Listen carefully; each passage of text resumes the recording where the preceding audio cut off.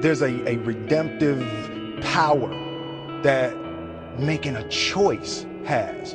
Like, you just decide what it's going to be, who you're going to be, how you're going to do it. Just decide. And then from that point, the universe is going to get out your way. I want to represent an idea. I want to represent possibilities. Greatness is not this wonderful, esoteric, elusive, God-like feature that only the special among us will ever taste. It's something that truly exists in all of us. If y'all gonna be great on that field, you gotta have a why. You gotta have a reason for why you do what you do. The reason why you don't give 120% every doggone time you get on the field, because you ain't got a why for what you do. If I'm gonna have any life anymore, it's because I'm still willing to fight and die for that itch. That's what living is. The 6 inches in front of your face.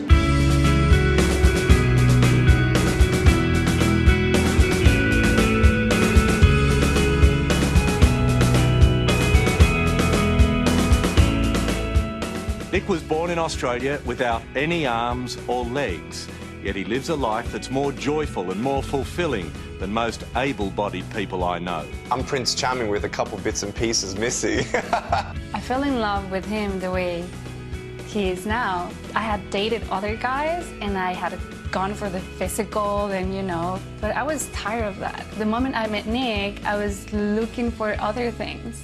And all those things, I found them in him.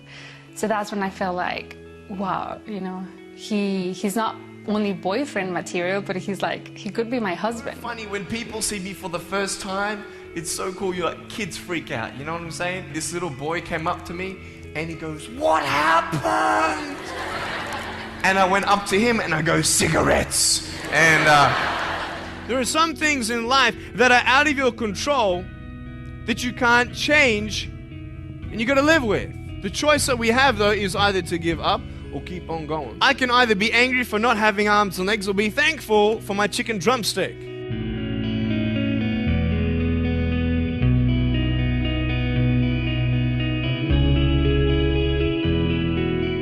Talent you have naturally. Skill is only developed by hours and hours and hours of beating on your craft. I want to do good. I want the world to be better because I was here.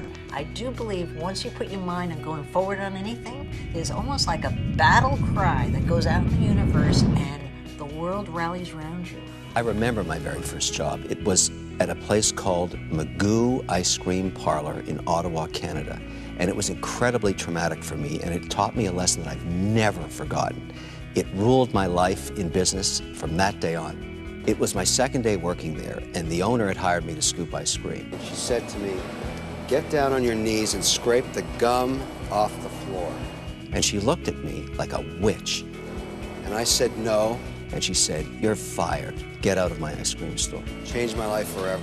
I have never, ever in my life worked for someone again. Ever. If you don't share our enthusiasm and care for the vision of this company. No. I'm not understanding. Get out. What are you gonna fire me? I already fired you! Wanna be loved, loved by you. Yeah, I wanna be loved. When I was a kid, I dreamed of playing music for a living. Unfortunately, though, everyone told me that I sucked and I had very little confidence. It was only about 2 years ago that I decided to pursue my dream and took action. I was flat broke, had no fans, and out of desperation, I spent the entire summer serenading people with my guitar at their front doors to raise money and find opportunity. Hi, you're watching Canada's Talent, and we're here with Scotty James at the Canadian Radio Music Awards. What's going on? How are you guys doing? How does it feel? You just won Mainstream AC. I'm a little shaken up because I don't know if you heard my speech, but I like 2 years ago I went door to door, and I wasn't on the radio or anything. I didn't have any fans or money, and I was going door to door singing to people on their front porches. And I was telling everyone I was going to be on the radio, and no one believed that it could happen. And I've made the Billboard charts, and so it's just crazy that I'm winning an award for it. So if you could give advice to other kids that are trying to pursue that kind of career, what would you tell them? Just do things that are totally pushing the limits going outside of your comfort zone, doing things that you wouldn't normally do, and just having confidence in yourself, believing that the impossible is possible. Brighter Brightest video, action.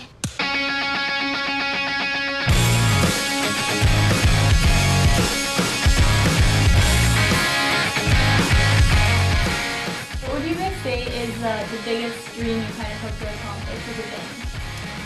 Just being able to live off of music and being able to tour the world and meet all sorts of people who like music, and we've had some opportunities to open up for bands that we really like and for bigger acts that kind of have taken us onto a few shows, and we look forward to more opportunities like that and meeting some of those people that we are inspired by and we grew up listening to, and we hope that that's kind of the next accomplishment, to open up for a band that we really, really love. Every day on my way back down to you. Babe, you're my everything, everything. From now until forever. Yes, you're my everything. So we have a fan question from Amber Johnson in Bracebridge, Ontario, and it's for Toby. And she asks, how did you get started with singing, and are there any warm-ups you do prior to going on stage? Truth be told, I was never really gonna be a singer. I was just wanted to be a basketball star. And one day my friend approached me and said, hey man, you're a good looking fella. You can sing half good, and if you practice, maybe you'll be something someday. And I kind of went from there and was like, hey, you know what, if ladies think you're cute and you can sing half decent, hold a tune, and that's kind of how it came. And then met all these lovely gentlemen that are sitting beside me, and we kind of made something of it, so.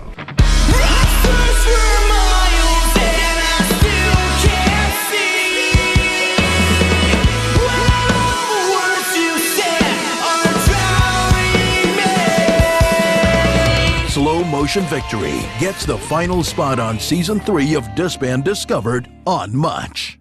So I need you to say this with me, and that is to me. I can, I will, yup, I must. Work with me. I can, I will, I must. Are you hearing what I'm telling you? Now, I'm not an English teacher, so I'm not asking you to say this just to be said. Like, I want you to speak life into that thing, whatever it is. Whatever was frustrating you, like for real, you feel like, I can't fail another test. Like, I can't go through another day like this. Like, I can't handle it. I can't take it. Listen to me very closely. Say it with me and breathe life into whatever that thing is. We're gonna speak life into death right now. Whatever your circumstances are, say with me, I can. Yup, I need you to feel it. I can. I remember when I was homeless, I was like, I can get through this. Listen to me. I will get through this.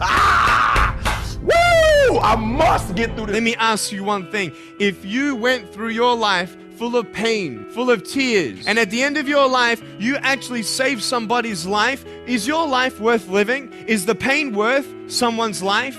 If you could actually save somebody? The only thing that I see that is distinctly different about me is I'm not afraid to die on a treadmill. It takes such a desperate, obsessive focus. You really got to focus with all of your fiber and all of your heart and all of your creativity. Most people never even discover their true talents and abilities because they go through life holding back. What is your motive for action?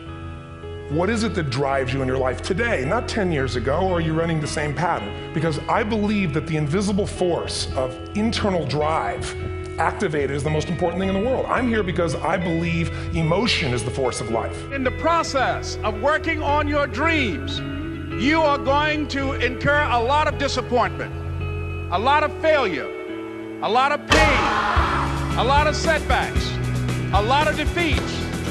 But in the process of doing that, you will discover some things about yourself that you don't know right now. What you will realize is that you have greatness within you. But tap dancing to work, Warren, how can other people tap dance to work? What's the secret of that? You find your passion. You find your passion. I was very, very lucky to find it, when I was 7 or 8 years old.